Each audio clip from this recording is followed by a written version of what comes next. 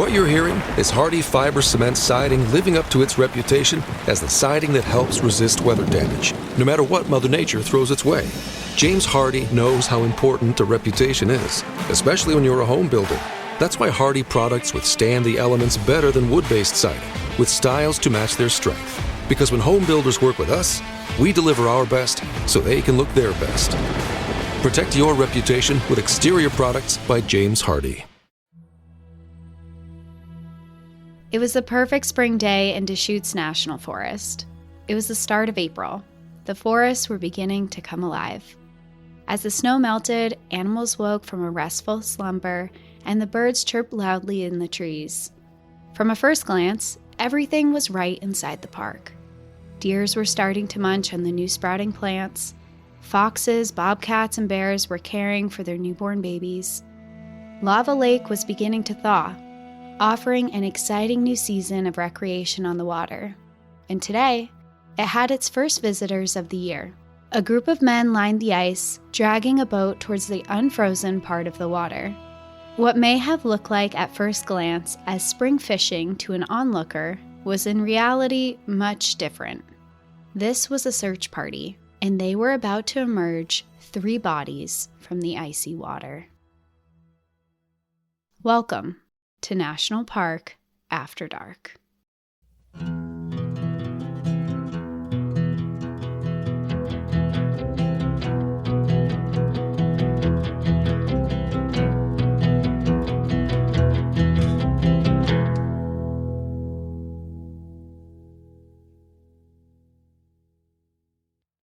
Cassie's doing a true crime. We're going back to true crime today. Everyone watch out. Yeah. Well, I did a little thing on Instagram where I asked people, what do you want to hear from us? Because we have all these ideas, but I just thought it would be fun to hear what people really want to hear about.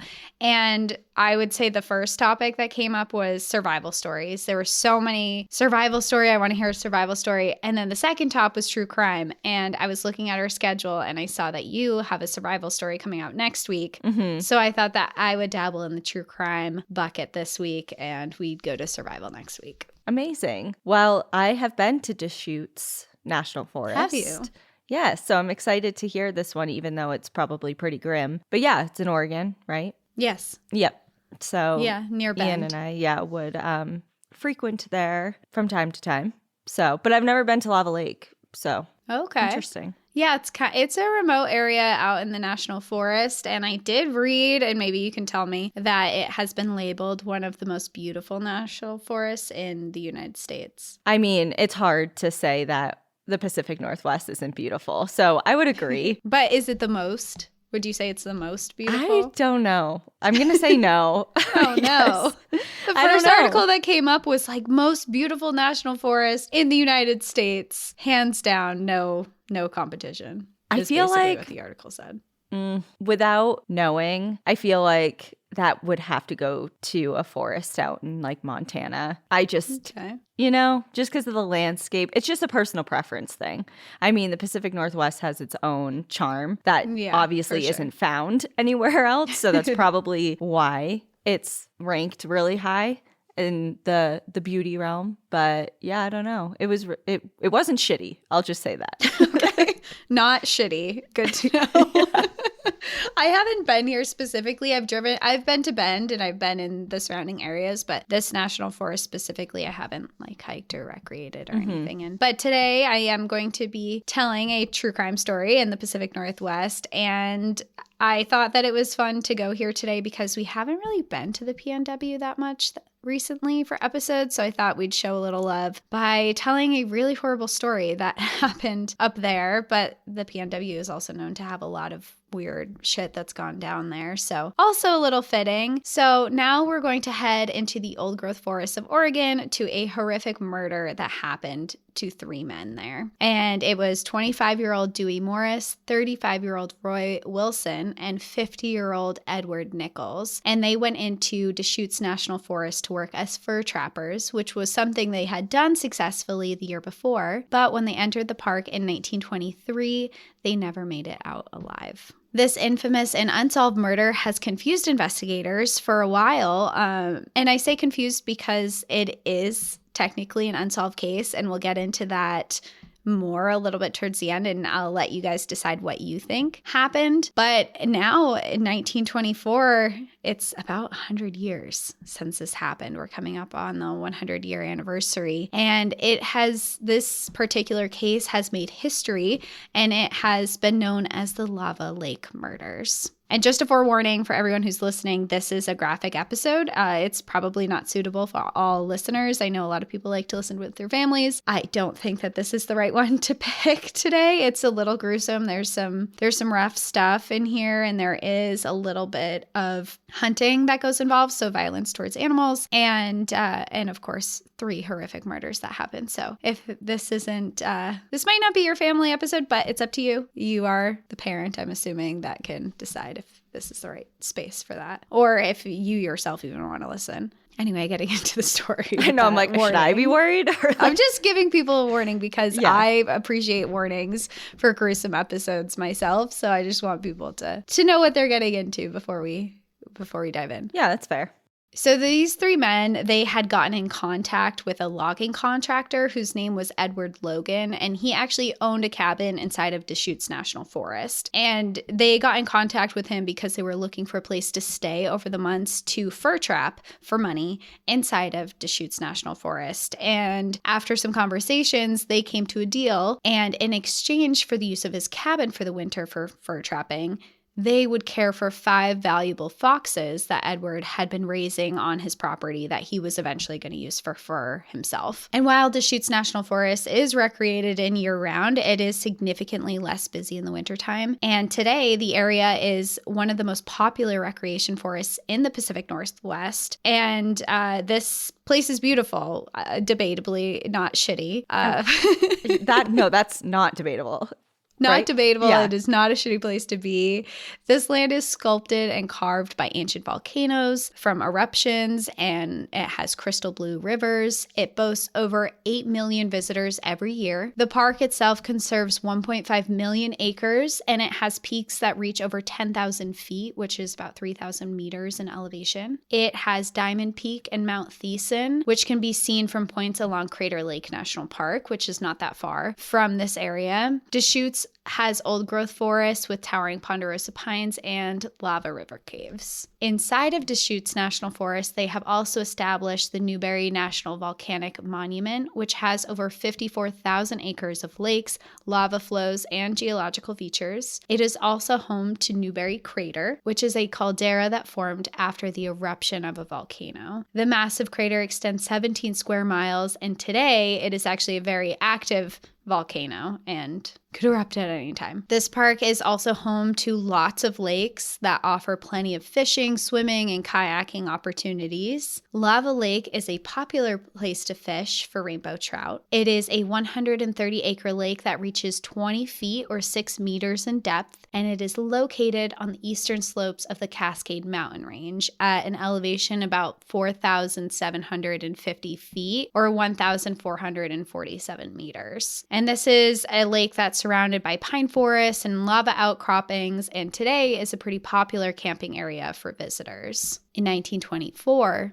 it was the location where Dewey, Roy, and Edward's bodies were eventually recovered. The 3 men arrived at the cabin in the fall of 1923. Edward Nichols, for lack of a better description, was kind of the leader of the group. There were 3 of them. They were all doing the same thing, but he kind of was calling the shots. He had the most experience trapping, as the others were originally employed as loggers, and he had spent a lot of time out in the wilderness trapping, actually right here where they were now beforehand. All of these men were from Bend, Oregon, and their plan when they got out here was to live remotely in the cabin, set out traps, care for the 5 foxes, and every so often they would go into town to sell the furs that they collected. Deschutes National Forest has an abundance of wildlife. They have black bears, elk, deer, bobcats, and more than 100 species of birds, but they also had some very valuable furs to the men. This forest was home to otters, mink, beavers, foxes, skunk, and the men knew that while they were there, they were going to be able to make some good money over the wintertime. And they were right. It started off pretty successful. Just a few days before before Christmas, Edward made his way back into town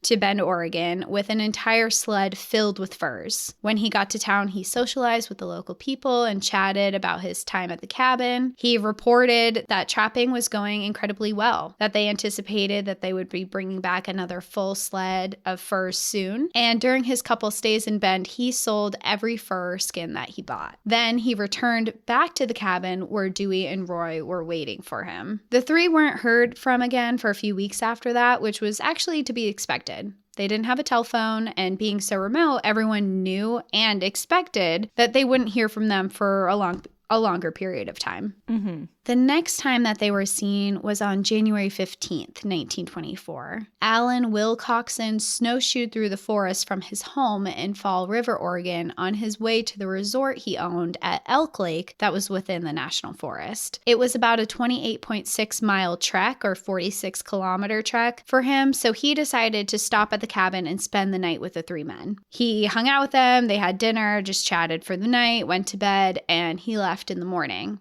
Later, he would report to police that when he saw them, they were in high spirits and good health. But he would be the last known person to see any of them alive. This is so... We have a weird way of like having things line up. You said January 15th. Today's January 16th.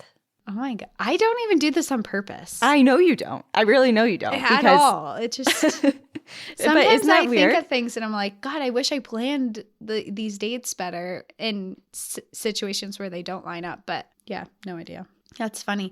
Well, it is almost the 100-year anniversary too, because when I get into some more dates, they're pretty close to now. They're next month, over the next 2 months, it would be 100 years. Yeah, right around this time, the season. Yeah, but like the date is almost to the actual day. Yeah, that's wild. Yeah. I didn't even notice that when I was writing this, and I was writing this I wrote a lot of this yesterday, so... I didn't write it all. See? I wrote it all over the past 3 days, so that's funny that you say that.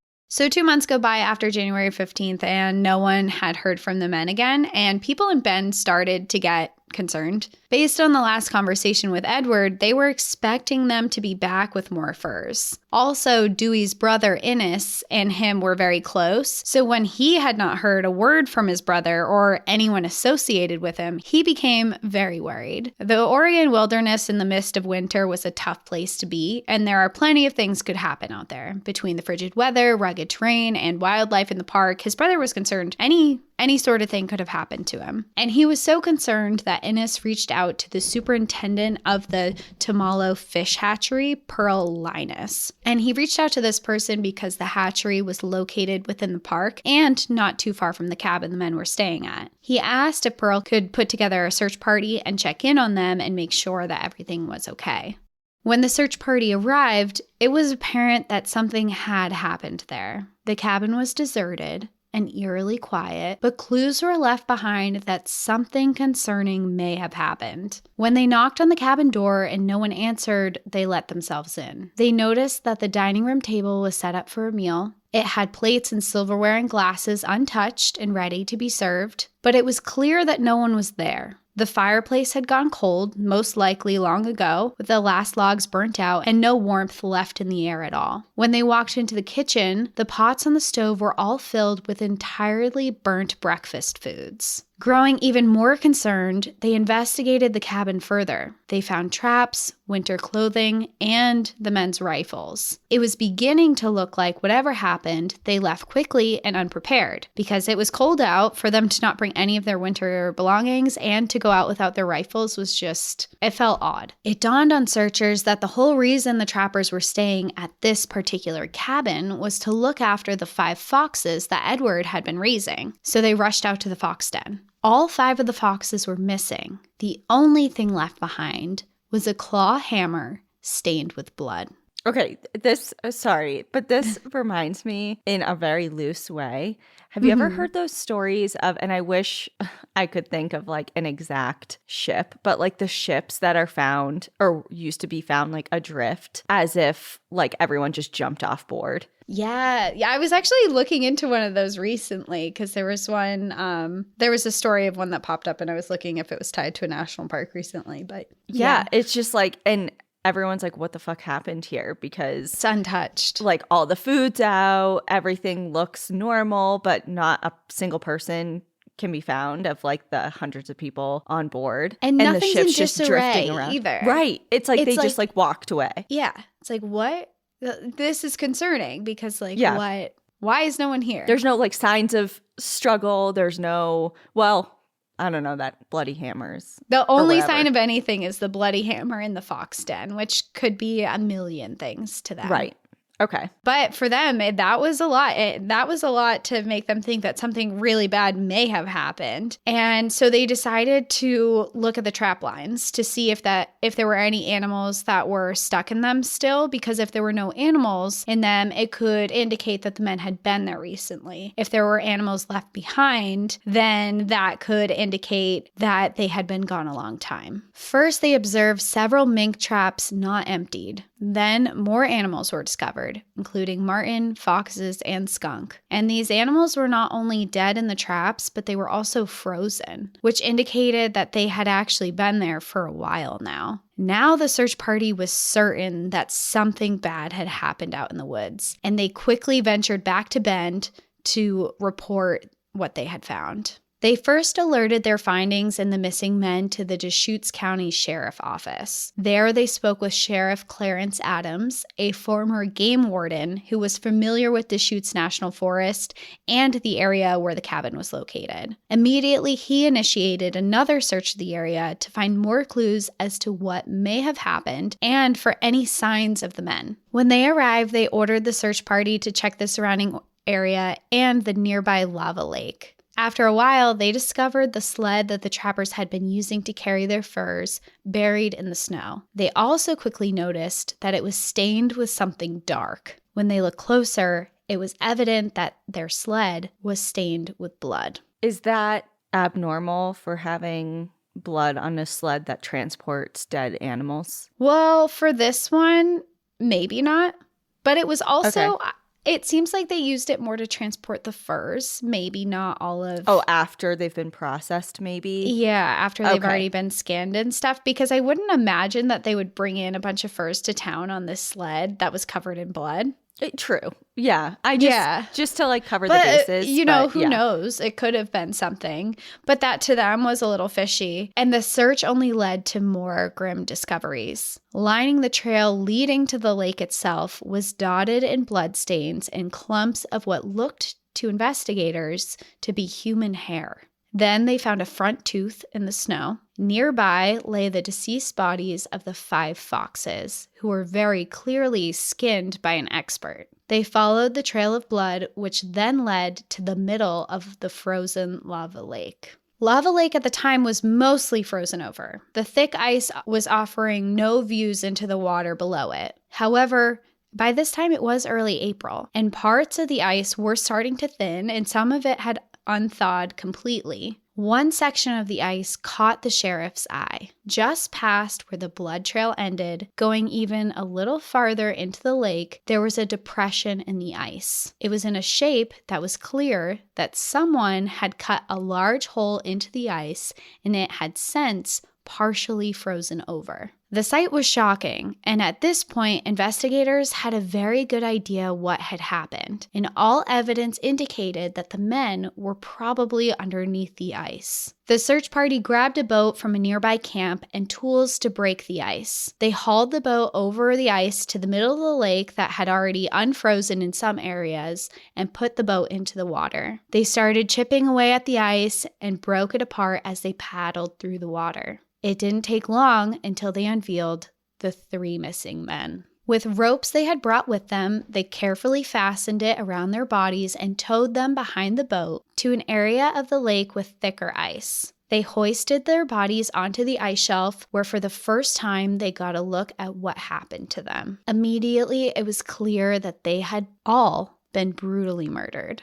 Roy and Edward both had gunshot wounds, but Dewey's body was in worse condition. He looked to have been severely beaten. The lead sheriff on the investigation put on snowshoes and ran back to the town to alert people what had happened and to bring in a bigger team. Later, autopsy reports revealed their exact cause of death. Edward had been shot at close range multiple times. He had been shot in the face, and the blast had blown off the bottom of his jaw. He had a second gunshot wound in his chest. His watch had also eerily stopped at the time of 9:10 a.m. Roy had a gunshot wound in his right shoulder, also most likely at short range because his entire shoulder was missing. After the initial shot, he was shot behind the ear, execution style. Dewey had been shot as well in the left forearm, but what differed for him was that his face was unrecognizable. His face had been beaten badly from a hammer. They discovered it was the same hammer they had found in the fox pen. With all of this new information, the sheriff hypothesized what had happened that day. First, they theorized that this was done by more than one person. All three of the men were large, strong, and in good shape. Roy previously had been a Marine and he was well trained. They believed even if someone was armed, it would have been difficult for one person to take down all three of them, especially in the way that they did. They also believed that the men had been lured out of the cabin by some type of distraction while they were making breakfast, which would explain why everything was left cooking in the cabin. But otherwise, there was no sign of any struggle or anything to be array. So they think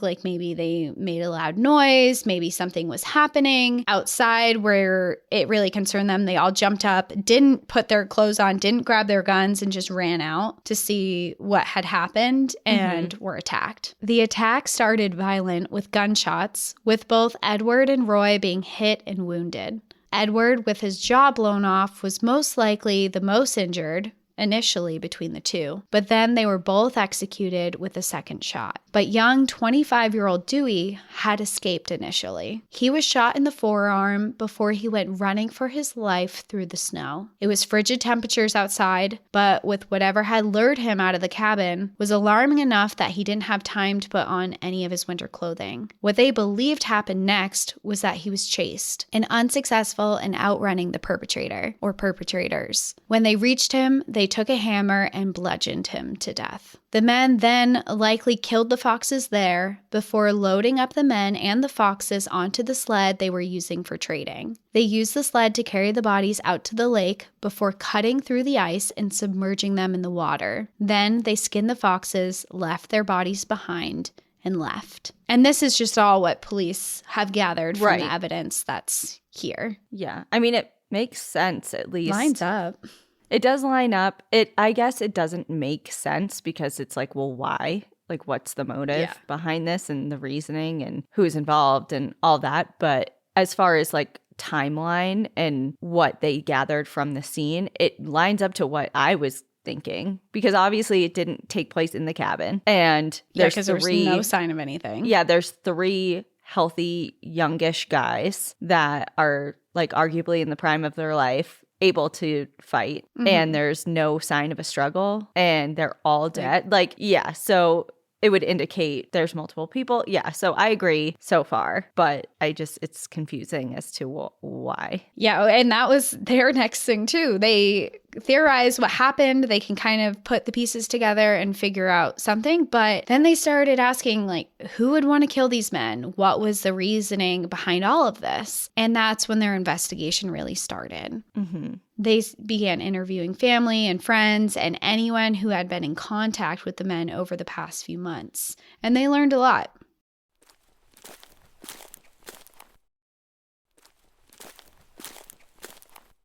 Initially, they got a suspect. Their first suspect was a local woodsman who was familiar with the area and lived nearby. And this was important because they had realized that whoever did this knew the area, because this cabin was far out in Deschutes National Forest in the wintertime, and especially in the snow. It would take an outdoorsman to really find it. There wasn't a definitive trail. You would have had to know where the cabin was, and you would have to probably had been there before. So they were looking for someone familiar with the area. And this local woodsman named Indian Erickson initially fit the bill. And someone that would know something about the fur trade and or being able to be a skilled outdoorsman and skin an animal properly. Yeah, 'Cause and you said one of the fox, first things is professionally done. Right, you said the fox were professionally skinned. So, I mean, like I've skinned a deer before at the Wolf Center, and it was not professionally done. Let me tell you that. So to know the ins and outs, and especially I know it was a remote area and there's likely multiple people involved, but you're not going to take your time to skin 5 foxes if you don't really know what you're doing. I don't, you know what Especially I mean? after murdering 3 people. You're going to try and get out of there. But clearly this person knew that no one would be around. They know the fur trade, like you said. And know that maybe there's some value. Obviously, there's some value in the fox pelts. Especially in this time, in the 1920s, you know, fur was huge back then. Fur, I mean, we did that whole episode on the birds and feathers. And I mean, this was like the time where people were really after that. So they had to have known that they were going to make some money off of it. Was that the motive? I don't know. 3 people for 5 fox? Like, what the yeah, I mean, it doesn't equate to that much money, and we'll get into that too. But yeah, it's just why, and that's the investigators. They're like, why? So they first look at Edward Logan because he's an outdoorsman. He lives there. He lives very close by. He would know about the cabin. He probably had interactions with the men. But after they spoke with him, he had an alibi, and they realized that they couldn't pinpoint a reason why this man would do it. So then they continued to interview other people. And with this, they ended up turning their full attention to a man named Lee Collins. According to Edward Nichols, who had been the person leasing the cabin to the men, he knew Lee Collins, and he knew that the other Edward, there's so many Edwards here. According to Edward Logan, who owned the cabin, Edward Nichols, who was murdered, had a disagreement with Lee Collins the summer prior. Wait, who's Lee Collins? This is someone that Edward is bringing to the attention of the police now. Oh, okay. All right. A new person involved. Okay. A lot of names thrown in that little spot. So Edward basically says, I know this guy, Lee Collins. Him and Edward had a falling out last summer, and it was pretty severe. So he tells him that they worked together, actually. They worked in the park the year before fur trapping together, and Edward had accused Lee of stealing his wallet. And there was enough evidence or whatever happened with this that Lee was eventually charged for the crime. And angry, Lee threatened to come back to the woods and kill Edward. And not only did he threaten it, but he promised that he would do it. Well, that doesn't look great. No. So this was enough for investigators to want to look into Lee Collins a little bit more. You know, this sounds very promising. And what they were about to discover was more disturbing than they could have imagined.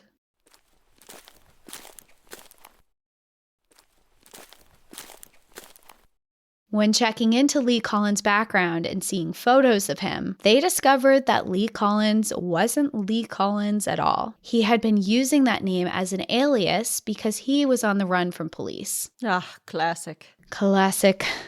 Out in the woods hiding from police. Yeah. 1920s move. It really was. What were you doing in the 1920s? I was a fugitive. I was changing my identity left and right because no one checked. No one cared, and there was no one tracking it. Yeah. No way to... How would they know? How would they know? Well, they're about to find out, but... Unless you're a suspect for murder, I don't think it would have ever been found out. Yeah. And they do discover that his real name was Charles Kimsey, and he was a fugitive on the run after being involved in a stagecoach robbery in 1923. But it gets worse than that because he was not just wanted for robbery. He was also being sought out by police on an attempted murder charge. And after they had found him and arrested him, he had actually escaped the Idaho State Prison and had been on the run ever since. So what happened and what led him to being in prison in the first place is while robbing the stagecoach on the way to Idaho, he overpowered a driver that he hired and bound both his hands and his feet with wire. And from here, he could have easily just left the guy stolen the coach, but he took it a step further. He forced the driver to drink poison before driving him to an abandoned well. He then took the man, picked him up, and threw him down the bottom of the well and left him there.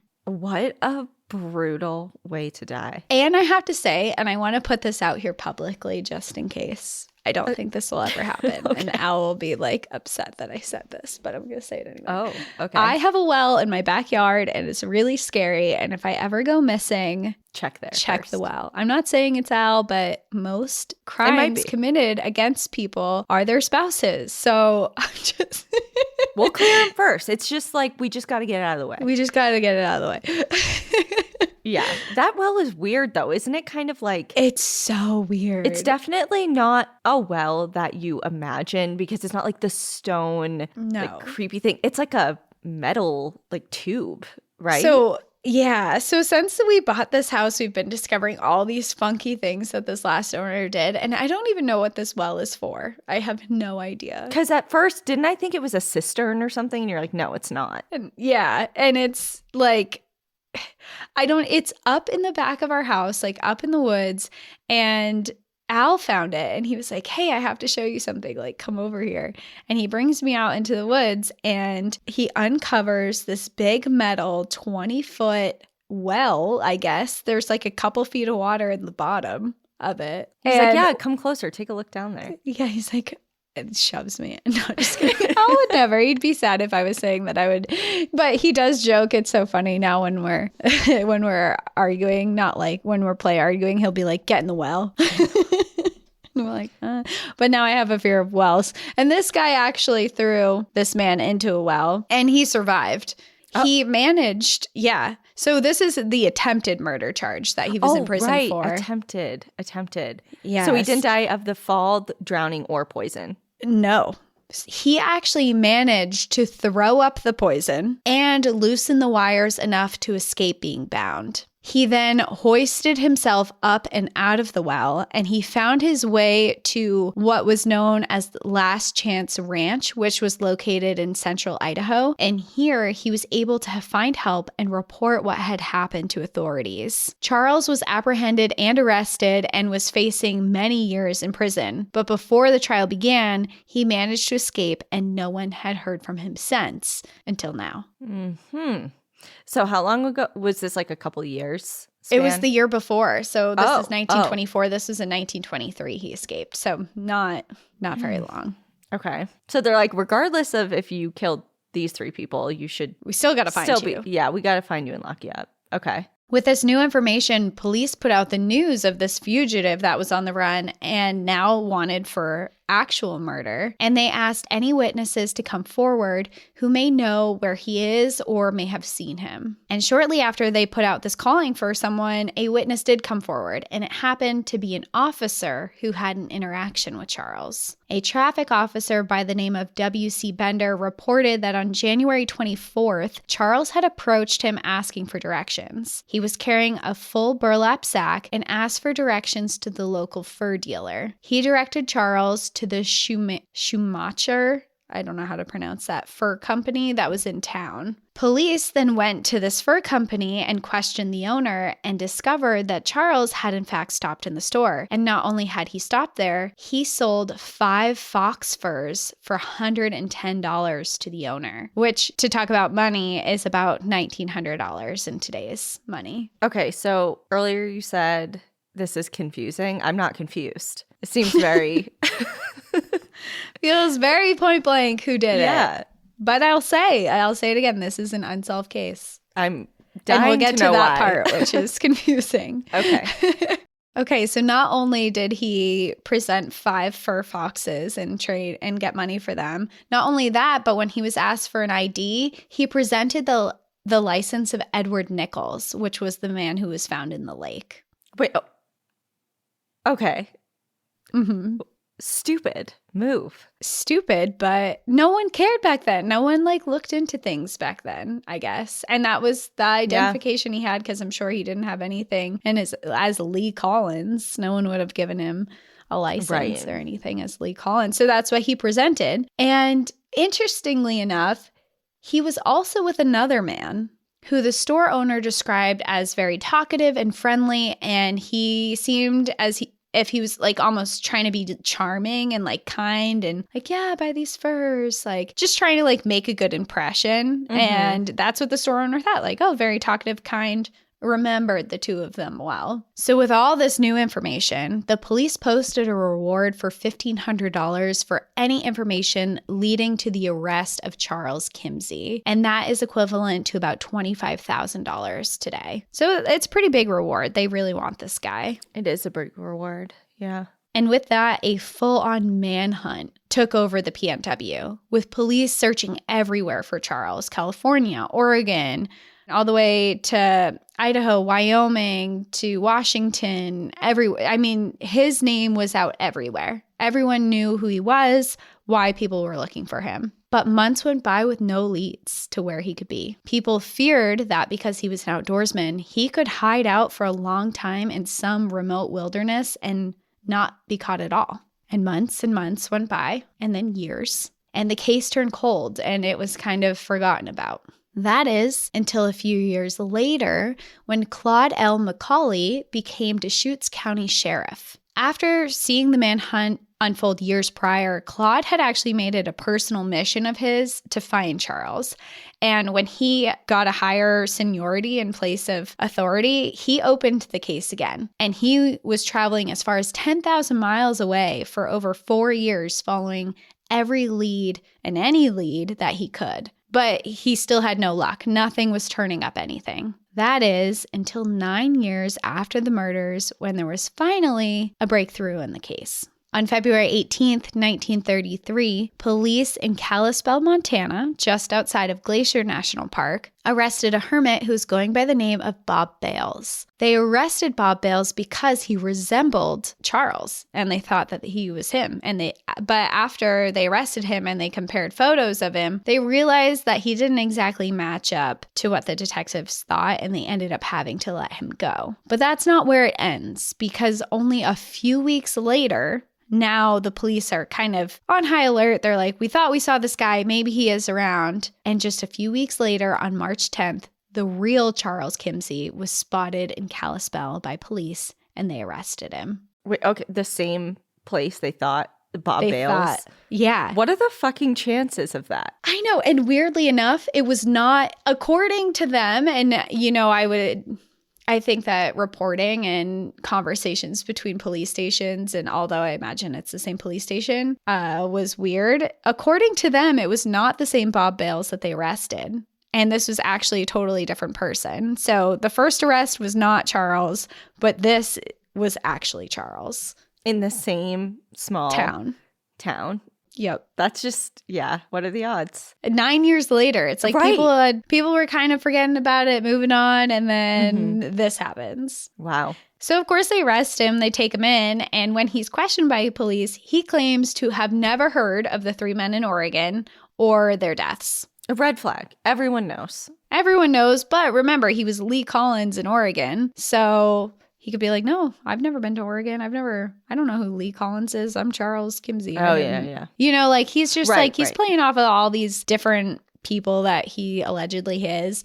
And he also gives an alibi. He gave an alibi that he was in Colorado working on building the Moffat Tunnel west of Denver in Rollinsville. He went extensively into his alibi too, even claiming that he spent Christmas eating dinner inside of the tunnel because he had been working. And when I looked into it a little bit more, it's unclear how much investigating was done.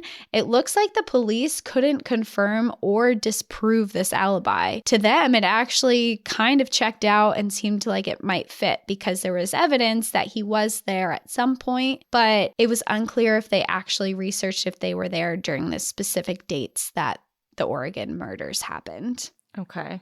But regardless of that, they were gung-ho that this was the right guy, and they transported him back to the Deschutes County Jail on March 16th, 1933. And that was where Sheriff McCauley, who had been searching for him for years, was waiting for him. And he brought the shop owner and officer who had met him years prior to make a positive identification. But it was tough. It had been 9 years since either of the men had seen Charles, and he had aged a lot in that time. His weight had changed, his face had aged, and he was bald now. While the 2 men stated that they wouldn't hesitate to identify Charles if they saw him, they both stated that they couldn't be 100% certain that this man that they brought in was the same guy. So with no other concrete evidence, definitely linking Charles to the murders, even though, they say he went in. It's all hearsay. The guys who said that he sold the furs to them, they can't identify this as the guy. They can't link anything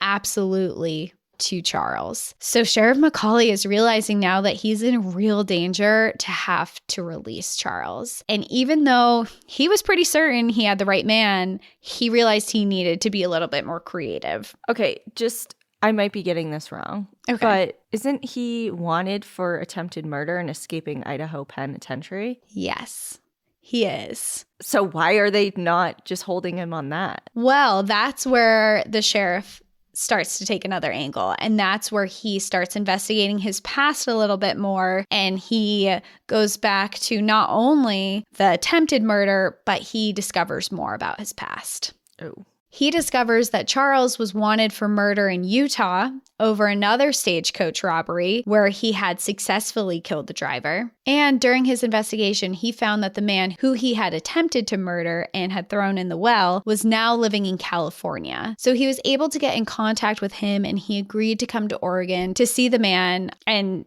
identify him, essentially. Mm-hmm. And because it had all kind of taken place he had stolen the stagecoach from Oregon, but it happened in Idaho. It sounded like it was more his jurisdiction where Utah wasn't. And he was like gung-ho on getting this guy. So it kind of sounds like he threw the Utah murder case to the wind, was like, that's not. And you have to remember, like, a long time ago, I think it was the Ted Bundy case that changed it, where police, like, officials didn't speak to each other across state lines. So there was no communication. And I think it was Ted Bundy where they were like, hold on, let's link all of this. And they started paying more. Let's work together, like, more cohesively for a greater good type of thing. And this was long before that happened. So for this, I think the Utah case kind of just went to the wind, and he was like, we're going to get him on this attempted murder charge. I'm going to get this guy who he threw in the well to come positively identify him and testify against him in court. And this time, that's what happened. The man positively ID'd Charles as the person who had attacked him many years ago. And while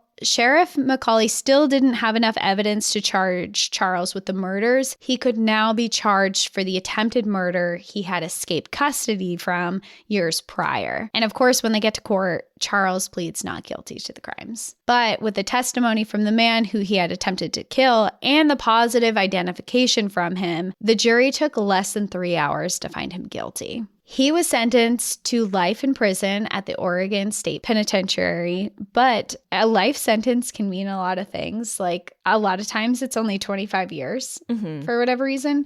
So in 1957, Charles was released, and he lived out the rest of his life in Idaho. So he only spent, 33 years in prison? Something like that, 34 years in prison. And they never had enough evidence to charge him for the murder of Roy, Edward, and Dewey. So as of today, the triple homicide is officially listed as unsolved and is one of the oldest unsolved murder cases in the state of Oregon. So he never said anything, never bragged about it, talked about it, literally nothing. Not to anyone who said anything, because they never charged him.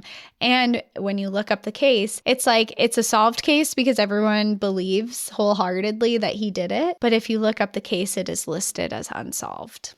Well, and if there's other people involved, what about them? Yeah. So there was some talk about who might have done it and some theories, but I didn't really include them in here because they were really seemed far-fetched. Maybe, far-fetched, yeah. It's not that they were impossible, but it was just there was nothing really linking them or linking the person to Oregon. It was just people that he knew. So, and he was a really violent person, so I don't know. I think it could have been possible he took down all three of them by himself, too. He was out for vengeance. I mean, he promised he would come back and kill Edward. So over a wallet? Over a wallet, yeah. Or whatever that was, yeah. And he poisoned and bound and threw someone in a well, and he might have killed another person in Utah.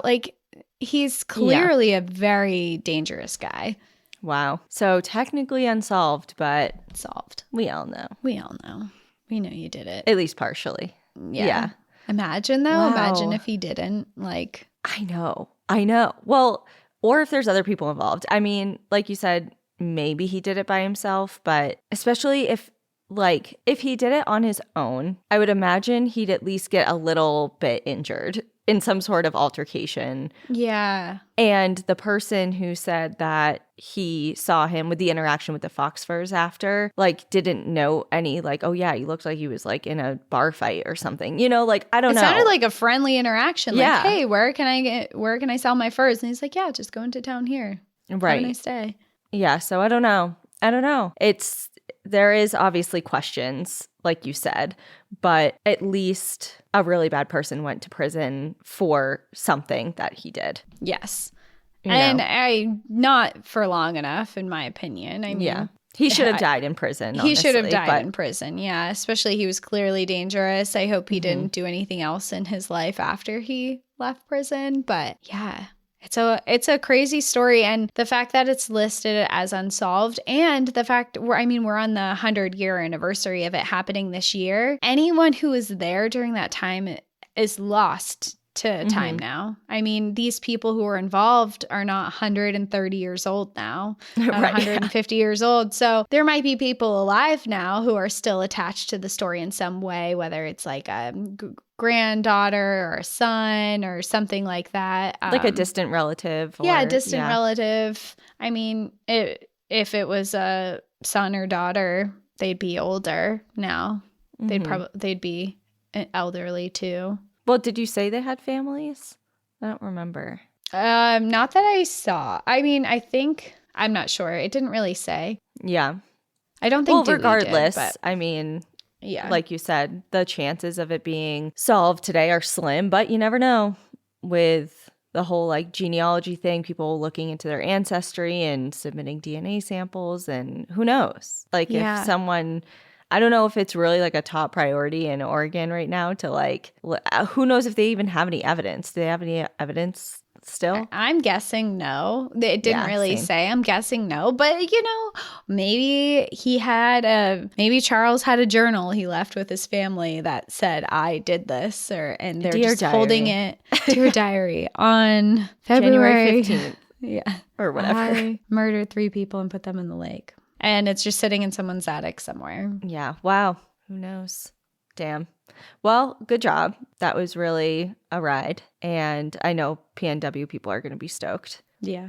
So It was time we headed back there for a story. And true crime was heavily asked for. So I wanted to tell the Lava Lake murders. And it was funny because someone on Patreon had mentioned the Lava Lake murders because I sent a message to our Patreon members and I was like, hey guys, what do you want to hear? And someone wrote the Lava Lake murders. And I had actually started writing this episode already. And I was like, oh, well. perfect. Surprise. Yeah. It's not on Patreon. I mean, it will be on Patreon ad free too, but surprise. This one's here. This one's for you. Yeah, this one's for you. Whoever you are. I could go back and look. Cool. Last thing so right before we got on, we're like, okay, do we have any like housekeeping stuff? I'm like, oh yeah, I have something. And then I just totally forgot like within 1 minute to even talk about it. Oh my God, yes. I know what you're going to say. So over, since we've began the podcast coming up on 3 years, we've gotten a lot of messages about wanting either like different types of shout outs for people, like anniversaries, happy birthday, congrats, like whatever, anything under the sun. And also a lot of people reach out to us for recommendations on either places that we've been or spoken about, and just if we have any advice or whatever it may be. And we usually get those via email, and we get a lot of emails, and doing personal shout outs and things like that gets tricky on the actual podcast. So we haven't really known what to do with that because we want to be able to address those, but it's just hard to do it in this format. So we decided that I created a cameo to do that. Obviously, Cassie and I are not in the same place, so doing cameos together would be pretty difficult. So right now, it's me. You get me. I'm sorry if you're like obsessed with Cassie and don't care about me. I'm sure you're fine to do a cameo. But regardless, so if that's something that you're looking to do, Cassie added it to our link tree on our Instagram. So the Cameo link can be found there, and I'll do my best to do messages for people.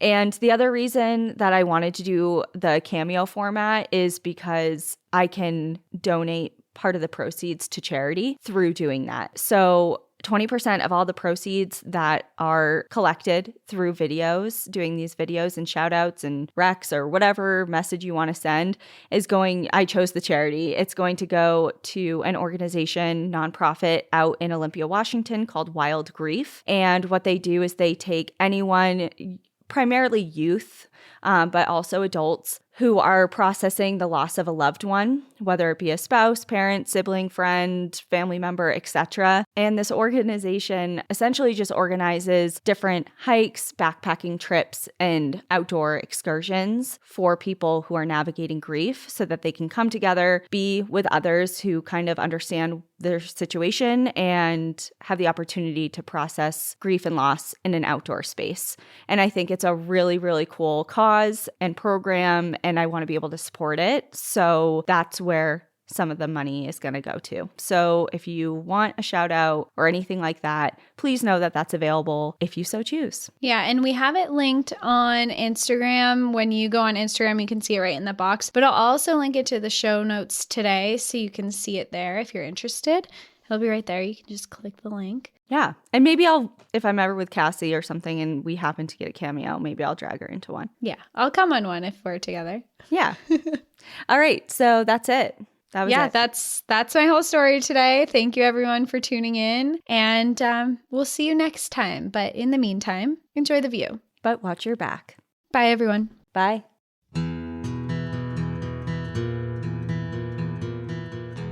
Thank you so much for joining us again this week. If you have a trail tale or story suggestion, send us an email at stories@npadpodcast.com. Follow us on Instagram and Facebook at National Park After Dark and on Twitter at NPAD Podcast. Join our Outsiders Only community on Patreon or Apple subscriptions to listen ad-free, unlock monthly bonus episodes, and exclusive content. And remember, when you support our sponsors, you are supporting our show. For our exclusive discount codes and source information from today's episode, check out the show notes. For more information on our show, our book recommendations, merch updates, and more, visit our website at npadpodcast.com. And please rate, review, and subscribe from wherever you listen to podcasts.